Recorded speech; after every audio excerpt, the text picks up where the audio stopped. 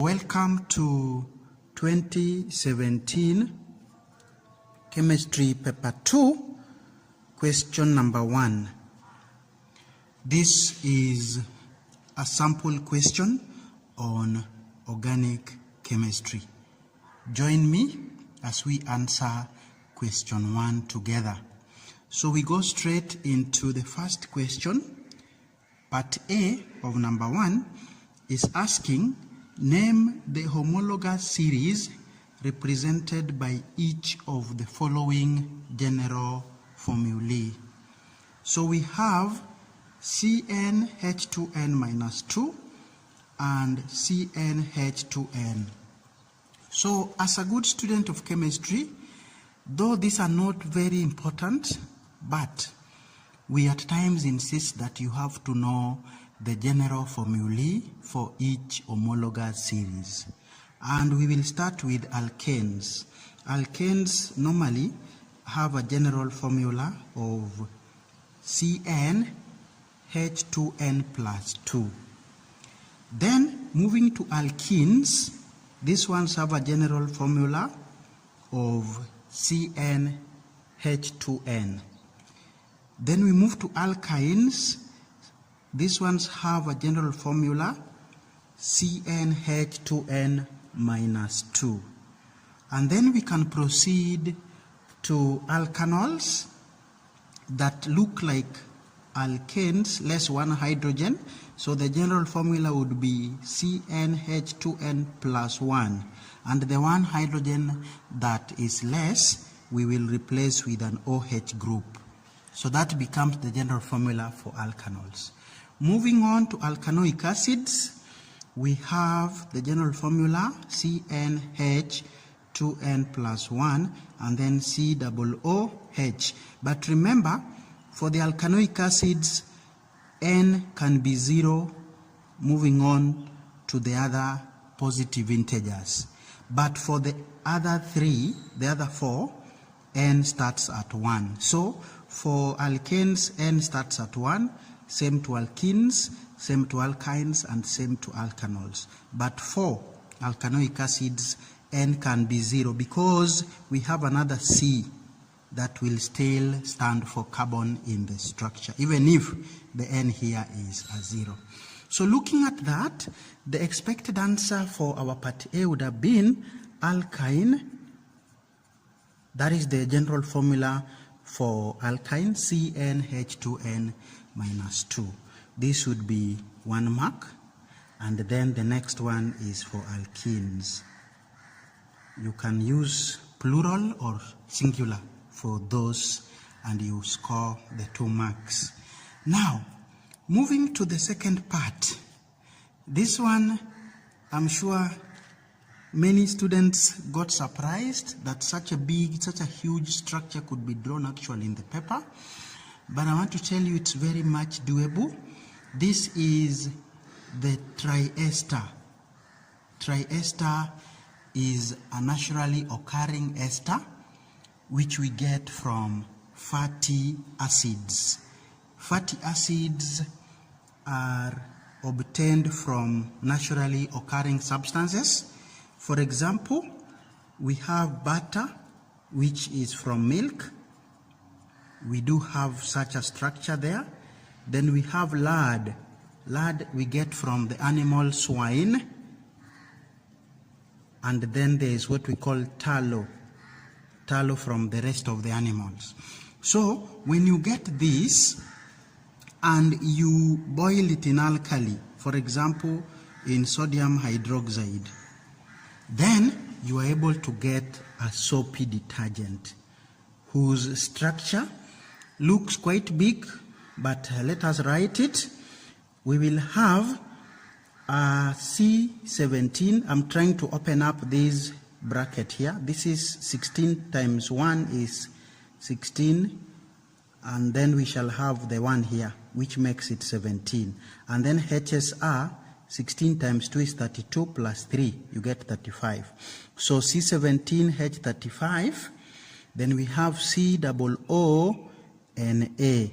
This is the structure of your soapy detergent. But of course, in the process, we also get an alkanol that is called glycerol generally, but chemically it has this structure CH2OH that is joined to CHOH and again joined to CH2OH.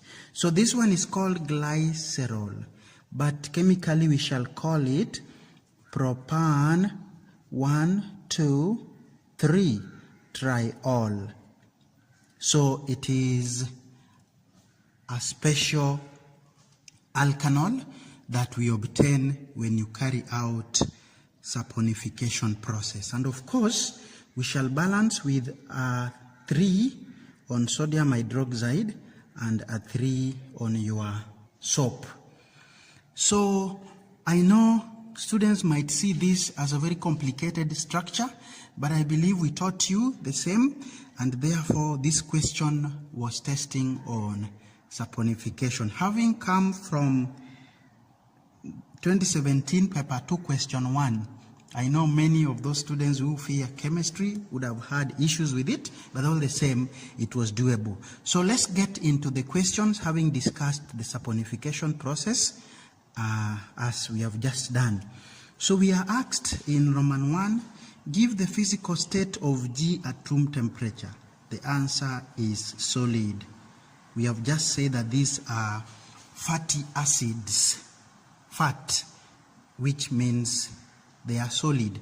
And then again, if you look at the structure here, there is single bonds between carbon and a carbon, and therefore compound G is saturated. Most saturated compounds are solids. Here we proceed.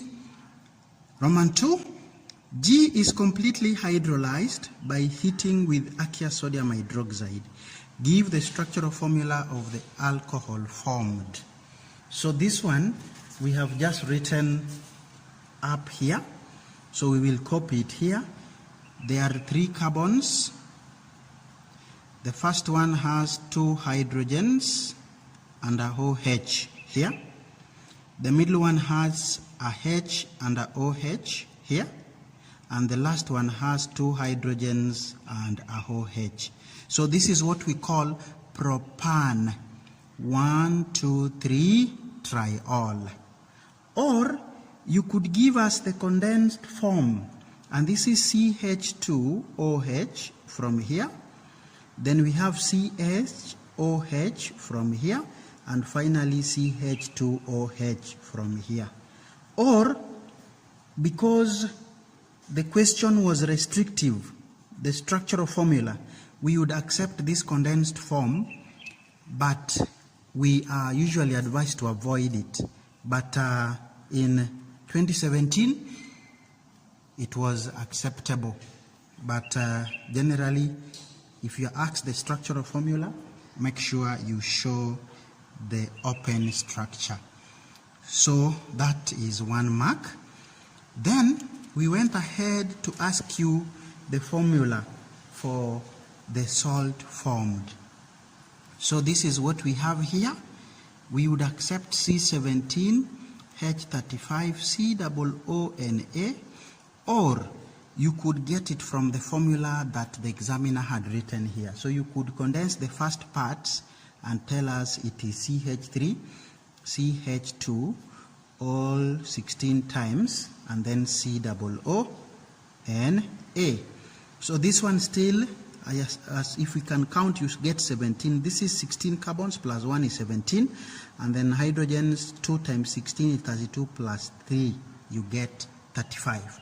Another way of writing this is C18H35OONA. That is when you now bring this carbon here to be part of the 17. There'll now be 18. The hydrogens will be 35, and then the C now would go away. You'd only have OONA. So any of those would account for 1 mark. Now state the use of the sodium salt. The sodium salt is actually our soap. So the uses of soap are so many. The first one, you could write it is used in cleaning for 1 mark. You could also write it is used for washing, any of those. You could also tell us that the sodium salt is used as soap. And again, you can also tell us it is used as soapy detergent. Now, if you just wrote as detergent, we would not give you a mark because you remember detergents are 2 types. They are soapy and soapless ones. Here specifically, we are producing the soapy detergent.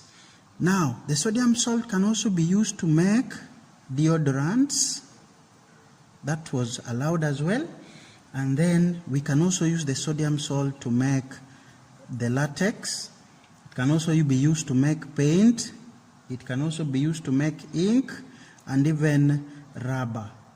So all these are uses of the sodium salt, which we call sodium octadecanoate. Sodium octadecanoate, or simply as sodium stearate. That is our sodium salt. Let's proceed. Part C, ethane is the first member of the alkyne family. Name 2 reagents that can be used in the laboratory to prepare the gas. This one we talked about just the other day in the other video. So we have calcium carbide and water. So these 2 go together. If one is wrong, no marks. We'll give a half here only if you score the other half at water. So both for 1 mark. If one is wrong, no mark at all. And then the second part of the question, we're asking you to write an equation for the reaction, and it is simple. Calcium carbide, which is a solid, reacting with water, which is a liquid, you are able to get ethane, which is a gas, and calcium hydroxide. We have always said when you are writing equations, please print very slowly, because if you join any letters, like mine here seems to be joined, you will lose half a mark. So let's avoid this kind of mistakes, which I call silly at times. So of course we shall balance with a 2 on water. Now, this equation involves 2 reactants which are not organic. Okay? For that matter, the states were the state symbols were a requirement. So if you gave us wrong states or missing states, you would get half a mark instead of 1. But your calcium hydroxide can also be solid. So here we were accepting either solid or aqueous. Remember, your reactants are not organic. So as much as we say that equations in organic chemistry should not have states, let us be a little bit careful on what reagents are we reacting together. If they are not organic, please make sure you put the state symbols, and they must be correct. Moving on to the next page, they drew for us a polymer here, which is perspex. So, perspex is a polymer made of this monomer. So, this monomer here, if probably we could count the number of carbons that make a continuous chain, the longest would be 4. So 1, 2, 3, 4. And then, because of this double O in the middle, you agree with me, this is an ester. This is an ester. But this one here would be our branch. So, how do we name this monomer? This is just additional information not needed in answering this question, but it's good we learn as well. So, we have a branch of methyl group. on carbon number 2. So that is the branch named. But then what about your what we call monomer? And as we have said, this monomer is an ester. It is an alkyl alkanoate. We learned how they are named. So we start here. It has 1 carbon. For that matter, it is methyl because of this part. And then before the 2 double oxygens, we have 3 carbons, but there is a double bond here. So it would have been propanoate if there were single bonds through. But this time round we have a double bond. So we shall call it methyl propenoate. E here means that there is a double bond. For that matter, Perspex is actually a polymer of the monomer 2-methyl propenoate. And the diagram is drawn here quite well. So that was additional information. Let's move on to answering our question. We are asked, what is addition polymerization? Remember, there are 2 types of polymerization. We have addition and condensation. So addition polymerization is a process where many unsaturated molecules, these ones are what we call monomers, combine to form large, or you can say giant, molecule of a higher molecular mass. And we call it polymer. That is the meaning of addition polymerization. Now, we are being asked to draw 3 repeat units of Perspex. The monomer is already here. So what we do is simple. We would simply break the bond. We break the double bond and we draw a repeated unit that has repeated itself 3 times. So I think this was a very easy question. This was a very easy question. That is the first full unit I get from here. So I'm supposed to repeat these 3 times to answer my question. Quite simple. Quite simple. So the moment you break your double bond, the single bond would form a long chain which is never ending. So this is what we have. So we are told to do it only 3 times. 1, 2, 3. And that will give the answer to that question.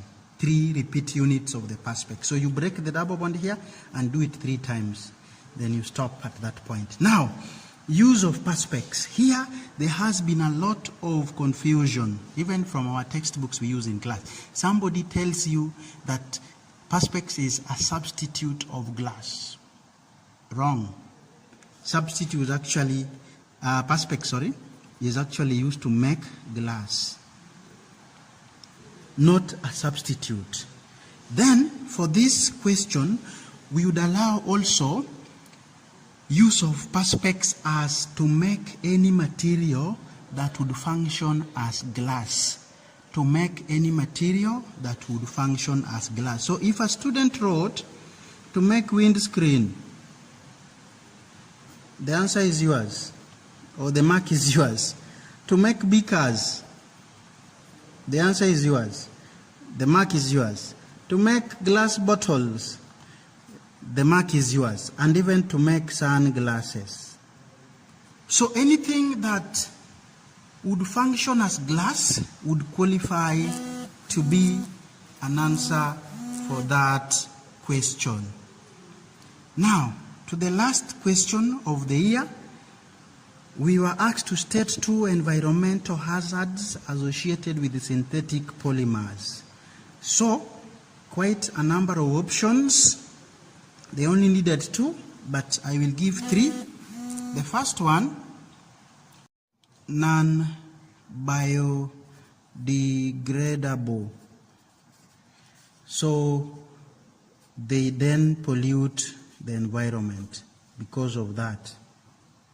That was the first point.